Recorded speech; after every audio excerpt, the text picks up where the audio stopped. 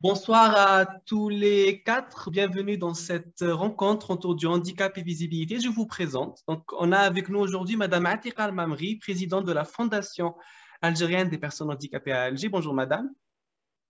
Bonjour, Mousli. Monsieur Boussoufa Abdelrazak du côté de CITIF, président de l'association ALCM. Bonjour monsieur. Bonjour, monsieur Moussi. Bonjour à tout le monde. Madame Boufema, bonjour. Vous êtes présidente de l'association WEFA du côté de Constantine. Oui, bonjour tout le monde. Et enfin, Madame Moufour Sherifa, vous êtes directrice de la ferme pédagogique et membre fondatrice de l'association Ibtissama du côté de Bni Wertilen. Bonjour. Bonjour et azou pour tout le monde.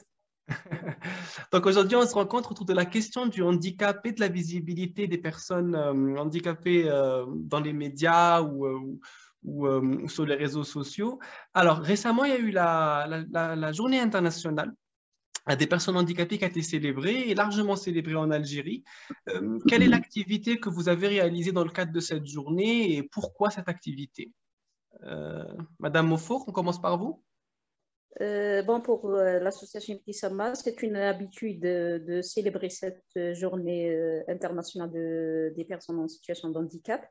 Donc, ce qui est nouveau pour cette année, c'est la présentation des produits des jeunes de Ibtissama en matière de la ferme pédagogique.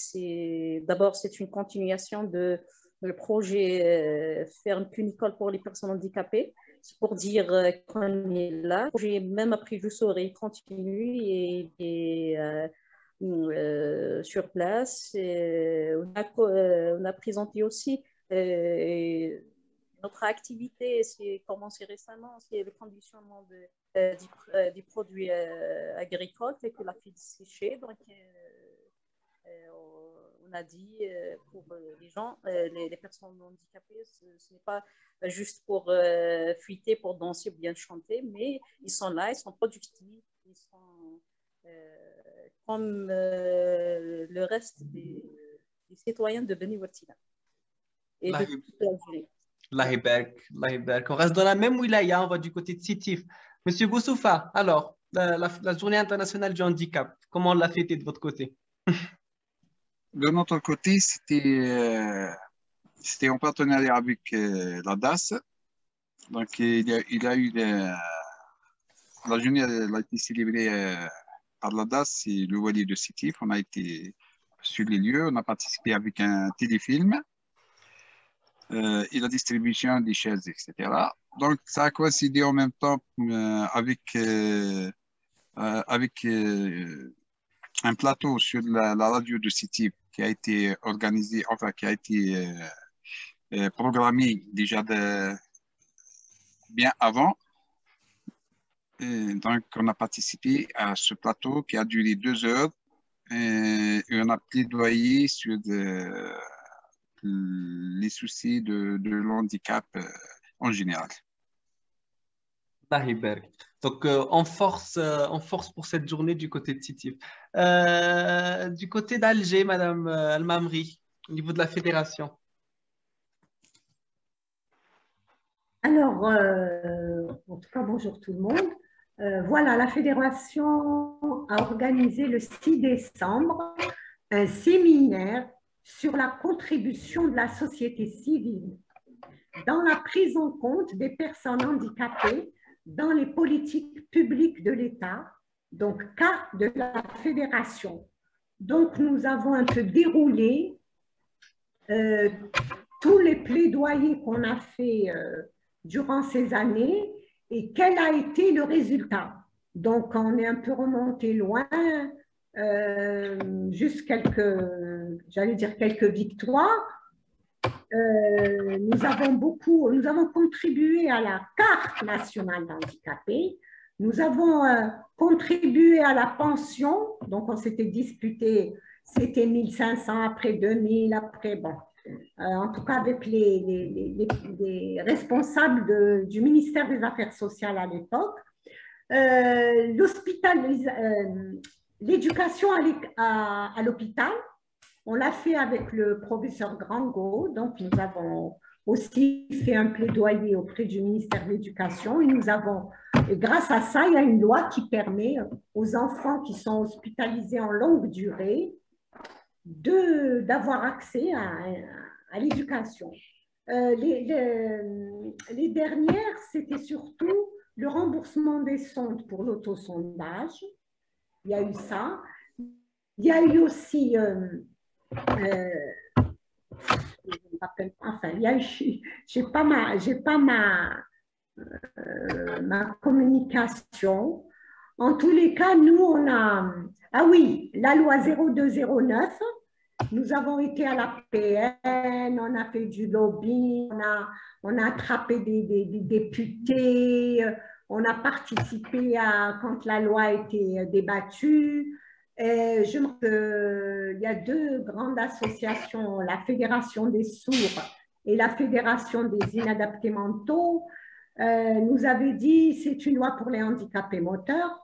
Oui, mais bon, nous, on avait fait des propositions et on a travaillé pendant une semaine avec la commission des affaires santé et affaires sociales en 2002.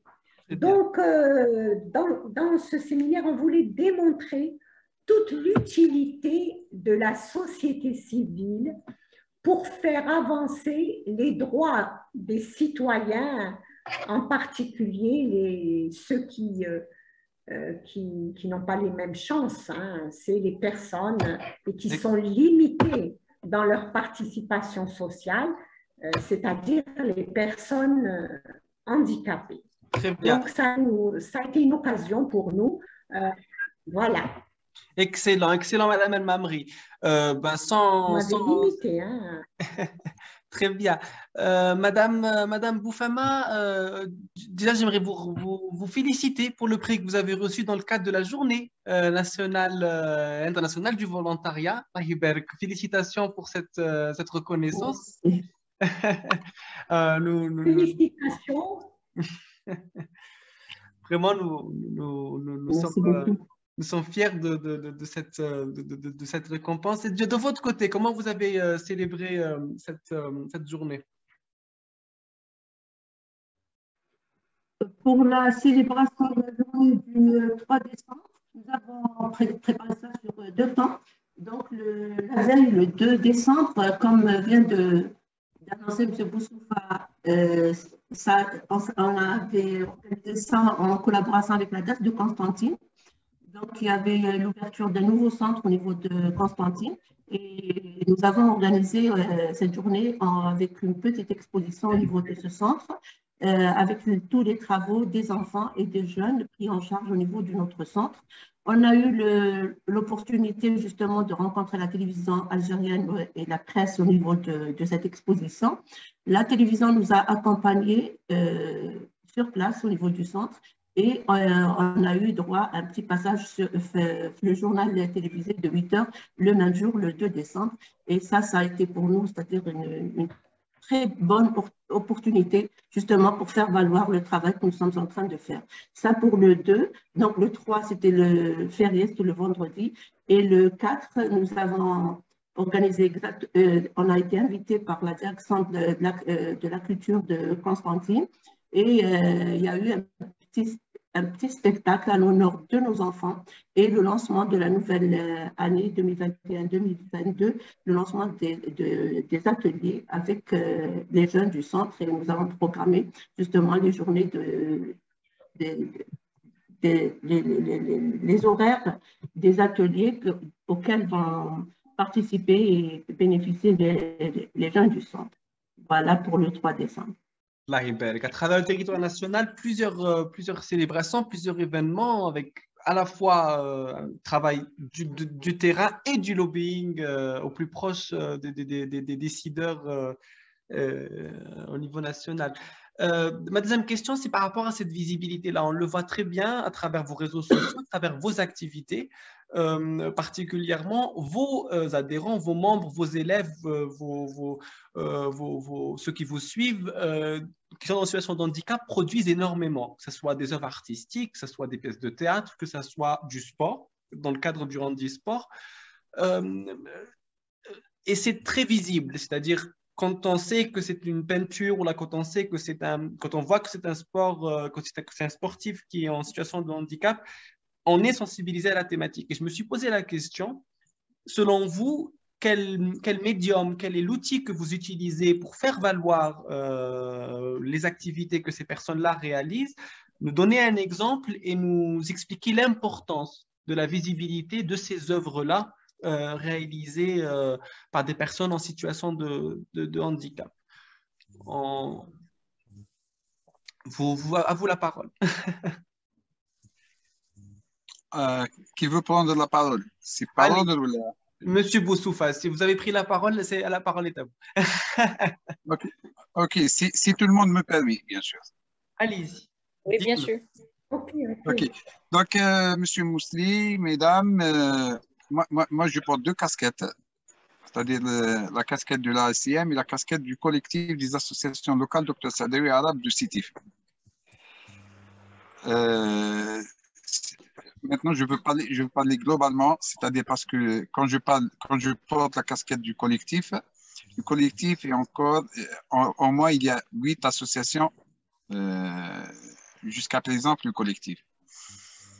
Le programme تاعنا ولا la feuille de route du collectif en général, c'est de faire passer le message de l'handicap à travers des institutions qu'on voit là où il y a beaucoup d'agglomérations, là où il y a la masse populaire. On a choisi trois secteurs. On les voit, c'est des secteurs très importants parce qu'il y a beaucoup d'agglomérations, il y a beaucoup de population. Le secteur d'Ashoun Diniya ou Al-Oqaf, donc c'est le secteur mosquée, c'est les mosquées. Les mosquées, c'est les plus grands regroupements des citoyens, c'est les mosquées, le Jumu'ah. On a choisi la DGS, la jeunesse et les sports, parce que c'est le deuxième plus grand regroupement apparemment via les stades, les salles, etc. Et on a choisi l'université.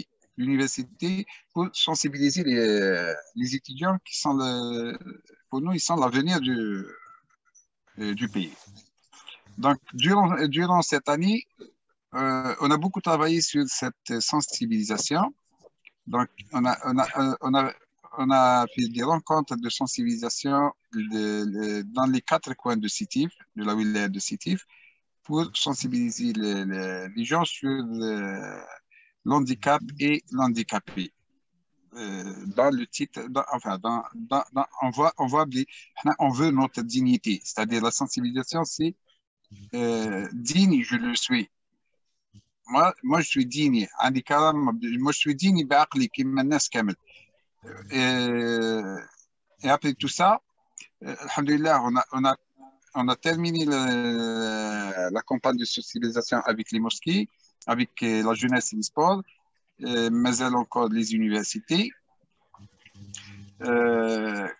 Donc, tout ça pour que tout le monde sache comment voir l'handicap. Il faut voir l'handicap de la même manière que tout le monde. Donc l'handicap n'est pas une charge sur la société. Au contraire, l'handicap il participe. Donc le bataille du cheval, c'est la participation de l'handicap à la vie, comme tout le monde. Après tout ça, plutôt avant ça, on a créé un comité de concertation du wilaya. Le comité de concertation du wilaya, il est composé des directions de l'exécutif de la wilaya et des collectivités locales, c'est-à-dire la PUI, la PC et la DAERA, et les membres du collectif. Pour le message qu'on veut adresser à toute la population, on a créé un comité scientifique au niveau du collectif. Le comité scientifique il est composé des spécialistes en plusieurs matières, Parmi eux, il y a Madame Moufaq Shrifa, qui est avec nous le comité scientifique. Donc, le comité scientifique il est composé de cinq ateliers. L'atelier architectural, l'atelier médical, l'atelier sociologique, l'atelier psychologique et l'atelier juridique. Donc, on travaille sur tous ces aspects. On explique aux gens comment faire participer l'handicapé à la société dans tous les domaines. Donc, c'est cette feuille de route qui est presque achevée en ce moment. Donc, on espère achever ces travaux avant la fin de l'année. Donc, il reste le domaine universitaire pour la fin de l'année, c'est ça? C'est ça, il reste le domaine universitaire pour la fin de l'année et le comité de concertation de Willer. Super. Vous avez tendu la perche à Madame Mofour parce qu'elle fait apparemment partie du conseil scientifique. Donc, Madame Mofour, à vous la parole pour justement cette visibilité-là vous avez parlé de la production des jeunes qui sont dans la fin pédagogique et de l'importance de cette production-là pour vous et pour le public qui vous suit. Oui, exactement. Par rapport à la ferme pédagogique d'Ibtissama, d'abord, c'est de mettre en valeur les jeunes qui ont issus de centres psychopédagogiques, puisqu'après l'âge de 18 ans, il n'y a plus de la pédagogie, ils sont saturés, n'ont pas besoin de rester dans des classes et croiser les bras. Donc, on a pensé à créer une activité adaptée aux capacités intellectuelles et physiques des personnes accueillies et du coup, par rapport à la spécificité de la région, donc comme vous le savez tout le monde, c'est de l'élevage, c'est la ferme cunicole, c'est l'élevage des cailles, des plantes. Et c'est pour cette année, comme je te disais, c'est le conditionnement des produits agroalimentaires. Bon, pour l'objectif de projet, c'est un projet socio-économique. On ne parle pas du commerce, on ne parle pas des gains, mais c'est de trouver un milieu adapté pour présenter les capacités des personnes handicapées. Ce sont des personnes capables de produire, sont capables d'être là, de les valoriser, de présenter l'avantage de cette catégorie. Donc, c'est ça pour Ibtissama. Qu'est-ce qu'elle fait? Mais Ibtissama, il n'y a pas que la ferme pédagogique, il y a aussi le travail qui se fait quotidiennement dans le centre psychopédagogique. C'est la prise en compte de plus de 100 enfants atteints de handicap mental. Et aussi, il y a un autre travail qui se fait. C'est un travail extraordinaire. Des visites à domicile, c'est la prise en compte des personnes atteintes de handicap moteur dans des situations très, très difficiles. Dans la région pareille, montagneuse de Beni Wertila. Bon, il y a l'autre côté de sensibilisation. On travaille avec des instances concernées, avec l'ensemble des associations dans le domaine de l'handicap et aussi dans d'autres domaines tels que le côté culturel, puisque la prise en compte des personnes handicapées, il n'y a pas que les aides, ou bien les enfants, ou bien les personnes atteintes de handicap, ils ont besoin aussi de côté culturel, le théâtre, et parfois l'association ne peut pas offrir tout ça toute seule, donc on fait toujours l'appel aux associations dans le domaine pour contribuer à la prise en compte des personnes handicapées. Allah يبارك. Allah يبارك. Et je renvoie nos auditeurs et ceux qui nous regardent à l'interview que j'avais réalisée avec Monsieur Boussexo, président de votre association, sur le handisport et l'importance du handisport pour l'inclusion des handicapés dans la société. Interview très intéressante et très pertinente sur ça. On l'avait réalisé à l'époque à la fin des Jeux paralympiques où l'Algérie avait brillé avec plusieurs médailles.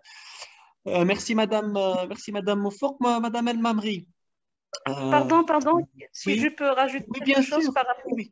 Par rapport au sport, puisque l'association Ibtissama a déjà créé un club sportif handisport de Ibtissama. Il est actif. Nous étions classés en 2019 deuxième classe au niveau de la Ligue de Wilaya de Sétif. La discipline de football. Voilà. C'est très bien. Donc, peut-être qu'un jour, ça sera nos futurs champions dans la discipline du football et qu'on sera aussi heureux et fiers d'eux qu'on l'a été hier pour l'équipe d'Algérie. Inch'Allah. Madame El Mamri, de votre côté, comment représenter les personnes handicapées? Les personnes handicapées. Ça va? Oui, on vous entend et on vous voit. Vous savez, nous, dès le début, nous voulions transmettre la vision que la personne handicapée est un sujet de droit. C'est-à-dire que si un enfant en situation de handicap n'est pas accepté à l'école, c'est une discrimination parce qu'il a le droit comme tous les enfants. C'est un enfant, mais avec un handicap. Donc, comment transmettre ça? Il fallait qu'on se mette un peu au courant donc, de qu'est-ce que cette vision de droit. En tout cas, je pense que notre grande visibilité, c'est le fait d'avoir fait un rapport alternatif au rapport de l'État concernant la mise en œuvre de la Convention internationale relative aux droits des personnes handicapées. Et il y a une ministre de la Solidarité qui est passée et qui a dit le rapport de la Fédération algérienne des personnes handicapées sera le programme d'action du ministère de la Solidarité. Malheureusement, elle est partie. Nous avons aussi signé une convention avec le Conseil national des droits de l'homme pour que le handicap soit considéré comme un problème de droits de l'homme et non pas une excroissance de la dimension charitable. Donc, c'est un citoyen qui doit avoir les mêmes droits que toutes les personnes, tous les citoyens en situation de handicap.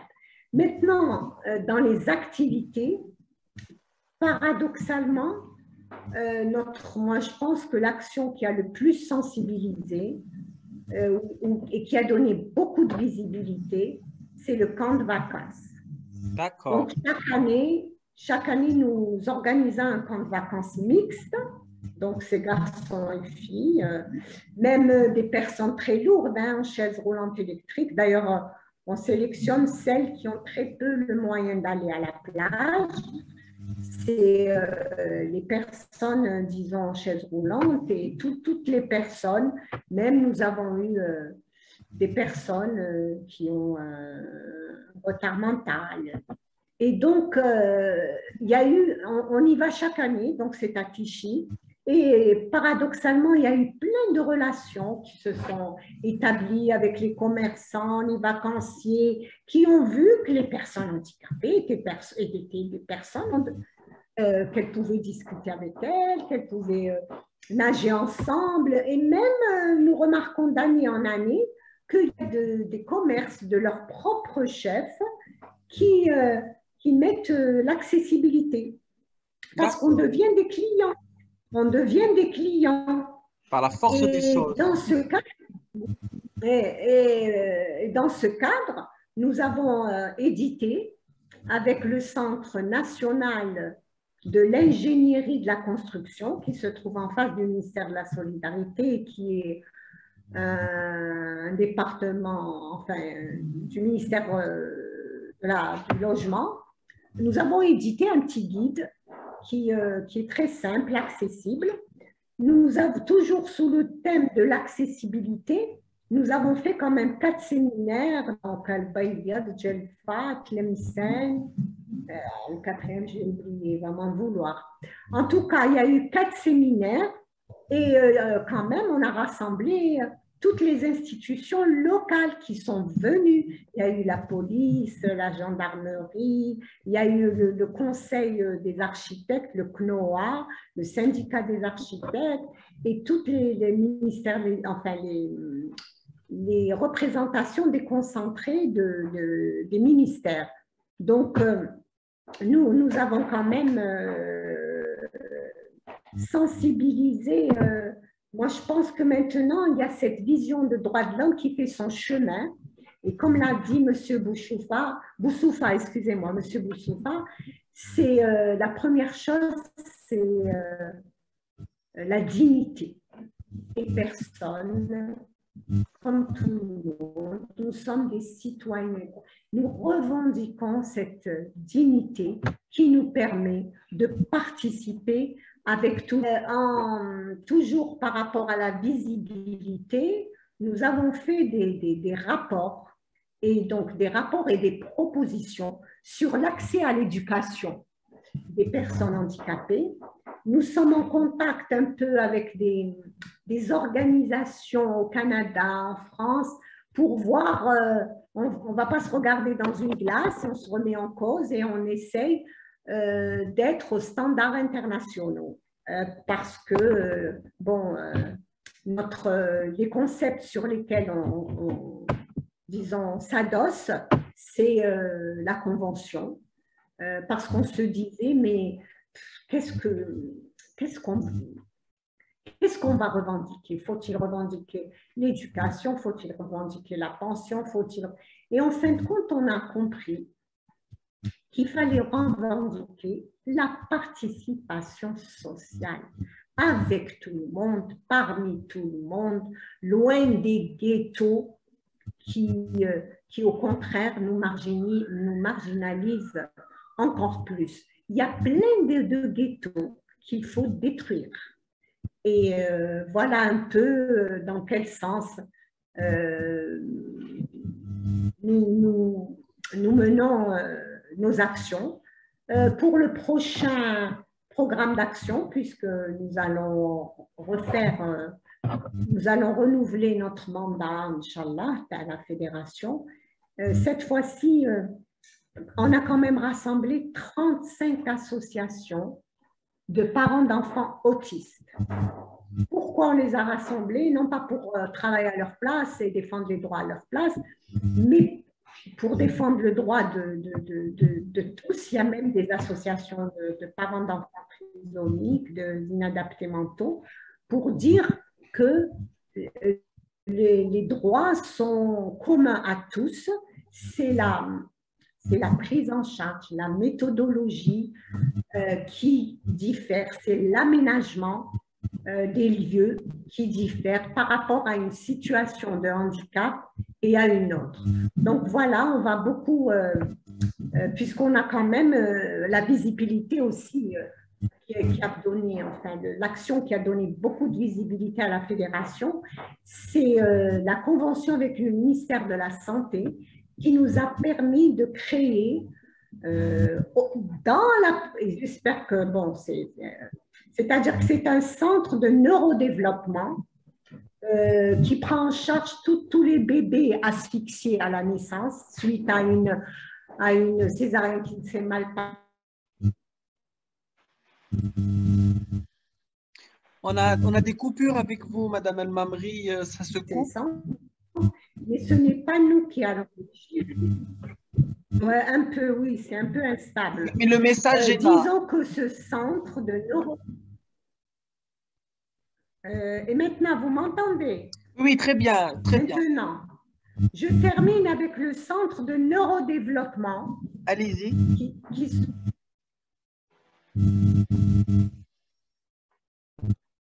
Là, on vous a perdu. La santé. Et là, sinon, on vous reprendra après pour le centre de développement neuro. Là, pour le moment, ça se coupe, Madame El Mamri. le centre de neurodéveloppement. Alors, j'attends. D'accord. Très bien, on vous reprendra après pour ce centre-là. Madame Boufema, du côté de Constantine, les activités de visibilité que vous avez réalisées ces dernières et ce que vous pensez de ce qu'ont dit les autres intervenants aujourd'hui aussi. Pour ce qui est de la visibilité, mis à part les actions de formation, de sensibilisation, l'organisation de journées portes ouvertes, c'est notre travail au quotidien qui nous rend également visibles parce que tous les jours, on travaille en H24, il y a des enfants qui viennent, qui partent, qui prennent le bus, on est un peu partout, donc il y a un bus qui sillonne toute la village de Constantine. Et ça fait beaucoup de visibilité pour notre association et pour ce qu'on est en train de faire. Pour l'impact, je pense que le meilleur des résultats, c'est le fait qu'on soit associé à des commissions au niveau de la DAS. Nous sommes dans 4 commissions. On est dans le comité intersectorial qui travaille sur l'autisme au niveau du ministère de la Santé. Nous avons signé des conventions avec la Maison de la Culture, avec le ministère de la Jeunesse et des Sports. Nous avons signé pas mal de conventions et tout cela, justement, c'est l'impact du travail de plusieurs années sur le terrain. Voilà, en plus de ce qui a été déjà dit. Laïberg, très intéressant. Et puis, récemment, on a vu, aujourd'hui, vous avez eu un événement d'ailleurs dans ce sens-là. Ça s'est résumé en quoi, ce que vous avez fait aujourd'hui, Madame Boufama? Non, là, c'est-à-dire, c'est justement pour ce qui est des travaux de sensibilisation et beaucoup plus la socialisation des enfants. Nous avons participé à une rencontre qui a été organisée par d'autres associations qui ont invité nos enfants en tant qu'enfants autistes pour les associer à une semaine de spectacle avec des enfants, plus ou entre guillemets, normaux. Et ça s'est très bien passé pour la première journée. Donc, c'est chaque jour qu'on emmène un groupe de 10 à 15 enfants pour participer à ces spectacles organisés avec des associations culturelles. Et on associe nos enfants avec les autres enfants, justement dans un but de socialisation pour nos enfants. C'est excellent. C'est justement ce que disait Madame El Mamri par rapport à cette participation inclusive de tous. C'est des spectacles de théâtre, de musique. Des spectacles de théâtre, dessins, des jeux, tout ça. C'est avec la direction de la culture de Constantine et ça, pour le premier jour, ça s'est très bien passé. Pour ce qui est, a dit Madame Ramri, pour ce qui est des ghettos et tout ça, ce ne sont pas tous les enfants qui peuvent participer à ces activités. Il y a des enfants autistes qui sont vraiment des autistes très lourds, qui souffrent des handicaps vraiment difficiles et sévères. Et ces enfants, on doit d'abord travailler sur le comportement et beaucoup travailler. Des fois, ça nous prend des années pour pouvoir justement les faire sortir et bénéficier de ce genre d'activité. Donc, il y a certains services, certains centres qui doivent continuer à exister, qui doivent encore travailler. Parce qu'on ne peut pas inscrire tous les enfants à l'école ordinaire. C'est un travail de longue haleine pour justement préparer ces enfants à aller vers l'école normale. Et il y a encore aussi des enfants autistes qui ont en parallèle une déficience intellectuelle ou des troubles du comportement qui nous empêchent justement de travailler avec tous les enfants de la même manière et de les faire bénéficier tous des mêmes activités et des mêmes justement droits et des mêmes chances. Et je parle en tant que mère, avant d'être présidente d'association. Laïberg, on peut voir aussi votre... J'oriente notre public vers le film utile. On voit l'activité de WEFA et on voit votre engagement à la fois personnel et aussi professionnel et associatif très bien résumé dans ce film, mais aussi le portrait de Madame El Mamri dans le livre des portraits. Oui. Que Jossol a réalisé, très bon portrait sur votre parcours et sur vos activités quotidiennes.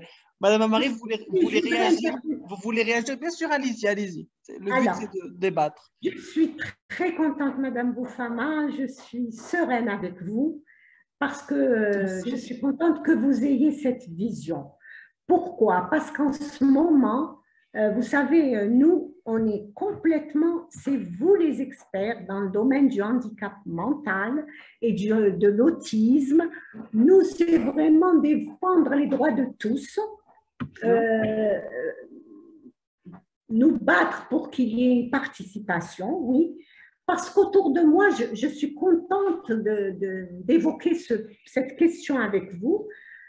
Autour de moi, il y a des mamans d'enfants autistes et même il y a des associations d'enfants autistes qui, j'ai reçu un jour une maman et qui m'a dit, voilà, nos enfants sont des génies. Et bon, je sais que dans la communauté des enfants et des adultes, peut-être, il y a des personnes qui sortent de l'ordinaire et qui ont développé une compétence dans un domaine bien précis, l'informatique. Mais, et vous avez raison, beaucoup d'enfants, d'autres sont quelquefois, comment vous dire, ont des limitations profondes. Il y a les adultes, il faut parler des adultes autistes qui sont des autistes profonds. Donc, comme l'appellation d'Ewil même, attention, le fait qu'on dise qu'on ait des compétences extraordinaires couvre la plus grande partie des personnes handicapées qui sont limitées justement à cause de leur handicap. Exactement. Et donc, nous, en tant qu'association, il faut qu'on fasse attention, qu'on ne nous mette pas des étiquettes de génie, alors que oui, il est peut-être un génie, mais il a un handicap qui ne lui permet pas d'être comme tout le monde. Parce que le démarrage, c'est le handicap, c'est la déficience qui est là et qu'il faut organiser, gérer, permettre à cette personne qui a cette déficience, avec des aménagements, comme vous le dites, avec un accompagnement d'abord. Vous avez raison, parce que moi, ça me fait peur, cette insertion forcée. Exactement. Ceux qui ont la capacité, marhaba. Avec une auxiliaire de vie, avec des horaires aménagés. Mais ceux qui ont besoin, et surtout le handicap mental, et je vous tire chapeau, moi, il me semble que c'est un handicap, mais il me semble c'est un handicap qui demande beaucoup d'accompagnement, demande à ce qu'il y ait d'abord une passerelle entre le centre spécialisé et l'école ordinaire. Donc ça, il faut le dire. C'est pas vrai, on ne peut pas inscrire comme ça d'un coup. Nous, on a des handicapés moteurs. Et je m'adresse à M. Boussoufa, des enfants myopathes qui ont été mis au fond de la classe. Et à qui on disait toi, tu es malade, tu ne participes pas. Eux-mêmes, j'ai un enregistrement de ces enfants qui disent qu'ils sont complètement marginalisés dans la classe même parce qu'on n'a pas préparé l'institutrice, on n'a pas préparé les enfants, le ministère de l'Éducation n'est pas à fond dans l'accès à l'éducation aux enfants handicapés. D'ailleurs, nous avons fait un rapport que je vous enverrai, Madame Sama, sur les différentes... Et il a été donné aux affaires sociales. Ça n'a pas été le rapport et le responsable m'a dit oui, le ministre me l'a envoyé, il est dans mon tiroir. Moi, je voulais que ce soit le ministre lui-même qui s'en empare et qui inclut, avec cette vision inclusive, les enfants en situation de handicap, quelle que soit la déficience, chacun avec sa progression, son rythme, on peut voir tous les moyens existants, il n'en existe pas un seul, d'avoir accès à l'éducation. Moi, j'avais vu ça avec une association libyenne qui, oui, l'enfant autiste était dans un centre spécialisé et ce qu'ils appelaient, eux, des heures d'immersion. Ils venaient 1 heure, 2 heures en classe ordinaire. Donc, nous avons besoin qu'il n'y ait pas des programmes. Dans le programme du ministère de l'Éducation, avec, oui, un lien avec le centre spécialisé et comment insérer petit à petit ces enfants qui font partie de tous les enfants algériens. Voilà. Malheureusement, M. Boussoufa n'est plus là. Il nous a quittés pour justement rebondir sur cette question d'enfants myopathes au fond de la classe. J'aurais bien voulu avoir son avis sur la question. Mais on peut rebondir avec vous, Madame Mofour, sur les enfants trisomiques. Je sais qu'au niveau de votre fin pédagogique, vous avez des enfants trisomiques. Et justement, pour revenir sur cette question-là par rapport à leur inclusion au niveau des classes ou au niveau des activités culturelles auxquelles ils peuvent participer. Oui, ça reste un enfant trisomique, c'est un enfant, comme tous les enfants, avec certaines spécificités au niveau de comportement. Si on revient sur le bilan psychologique d'un enfant trisomique, un enfant trisomique avec des distances profondes, moyennes et légères, ça existe partout. Donc, pour l'enfant trisomique, il peut faire beaucoup de choses. Il peut contribuer à la vie familiale, la vie sociale. Moi, j'ai un modèle très, très réussi, un jeune trisomique qui travaille dans la ferme. Il est très sympa oui, et comme tout le monde, ça reste avec certaines spécificités. Donc, vu sa morphologie, donc il y a des activités qui ne peuvent pas les réaliser, mais ça reste toujours un milieu de travail adapté pour cette personne-là. Très bien, écoutez, je terminerai avec la question de votre actualité, de ce que vous prévoyez de faire pour les prochaines semaines et les prochains mois, pour la nouvelle année aussi. Commençons par Constantine. Madame Boufema, quelles sont vos futures activités, Inch'Allah, au niveau de Constantine? On vous retrouvera dans quoi? C'est-à-dire pour les activités quotidiennes, c'est comme d'habitude, nous gérons le centre avec plus de 140 enfants, entre enfants et jeunes, et ça, ce n'est pas vraiment facile à gérer. D'un autre côté, nous avons pu bénéficier d'un projet avec le ministère de la Jeunesse et des Sports pour la création d'ateliers justement d'art thérapeutique au niveau du centre. Et nous avons déjà commencé à préparer nos enfants pour la journée du 14 mars que nous comptons célébrer en collaboration avec la direction de la culture parce qu'ils nous ont vraiment, vraiment aidés dans ce domaine-là, le domaine culturel justement. Et nos enfants commencent quand même à apprendre la musique, tous les arts thérapeutiques. Nous comptons préparer quelque chose et célébrer ça en collaboration avec la direction de la culture le 14 mars, Inch'Allah. Ça, c'est pour le premier trimestre de l'année 2020. Inch'Allah, on sera Inch'Allah au rendez-vous avec vous pour cette célébration. Du côté de la fédération. Je vous inviterai tous, Inch'Allah, j'espère que vous serez présents avec nous, Inch'Allah. Oui. Inch'Allah. Du côté de la fédération, quelles sont les activités à venir? Quel est le lobbying futur? Activez votre micro, Madame El Mamri.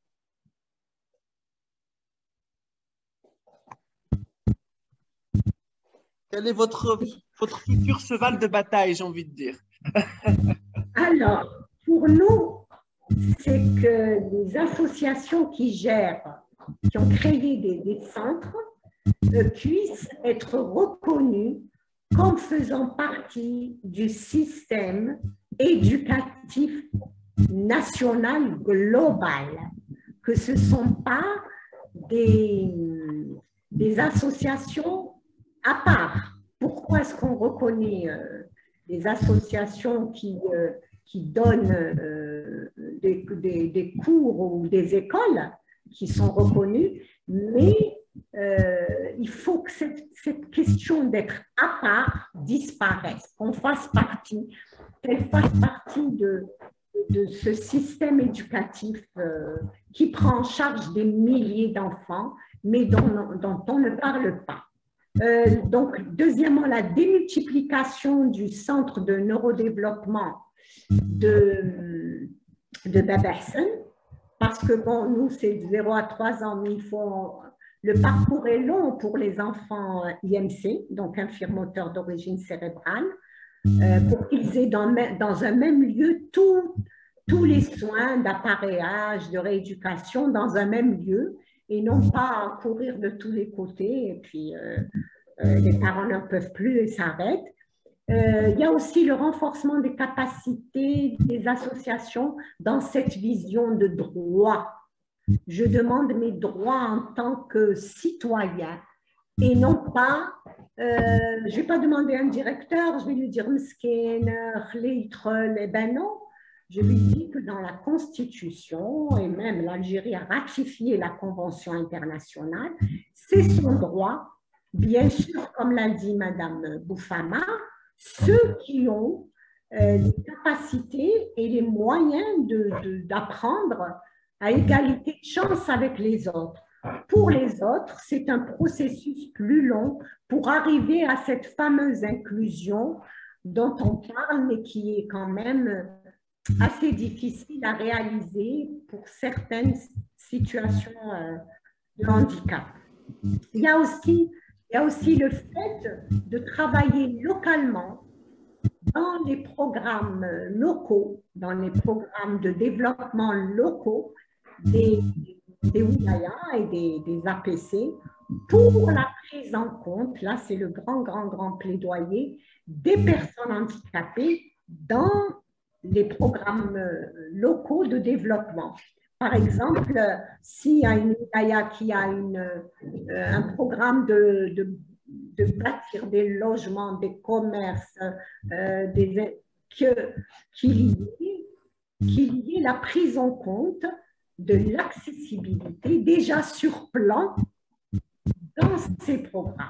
Voilà. Très bien, excellent. Super programme. Bonne chance pour ces chevals de bataille. Bonne chance pour vos futures activités. Du côté d'Ibtissama, quels sont vos futurs projets, Inch'Allah? Bon, pour Ibtissama, d'abord, le travail est toujours continu dans les structures d'Ibtissama, telles que le centre psychopédagogique, la firme pédagogique et l'établissement de la présence des Kalour d'Arbilet. Donc, pour les futurs projets des Ibtissama, commençons par Yinayer, l'association Ibtissama, et avec l'ensemble des associations de la Daïra de Beni Wertilan. On va, Inch'Allah, organiser un festival pour des produits de terroir de la région de Beni Wertilan et les régions limitrophes. Donc, il y aura dans le futur un séminaire sur la contribution de la zakat dans la prise en charge des personnes handicapées. Il y a aussi des activités sont programmées pour le domaine sportif. Et le combat quotidien toujours continue.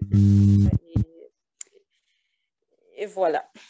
Inch'Allah, Inch'Allah. Malheureusement, M. Boussoufa nous a quittés avant la fin de cette rencontre. Alors, M. Boussoufa, si je me rappelle bien, leurs prochaines activités, c'est la sensibilisation au niveau des universités. Je rappelle à nos spectateurs qu'on peut vous suivre tous les 4 associations au niveau de réseaux sociaux. Vous êtes assez informatif. On a quand même notre dose en termes d'actualité et de droits des personnes handicapées et de la visibilité, de très très belles œuvres. Parfois, vous nous partagez avec nous sur les réseaux sociaux ce que vos jeunes réalisent dans vos différents centres. Magnifiques, que ce soit des pièces de théâtre, des peintures, des sorties, vraiment toujours aussi belles et aussi inspirantes. Merci mesdames. Du coup, on termine cette rencontre autour du handicap et de la visibilité. Un mot de la fin? Moi, je dis bonne continuation à tous et à toutes les associations. Chacune amène sa pierre pour construire un monde où les personnes handicapées ne soient pas exclues et participent avec nous. Inch'Allah. Merci beaucoup. Un petit mot, là, une petite résolution pour l'année à venir?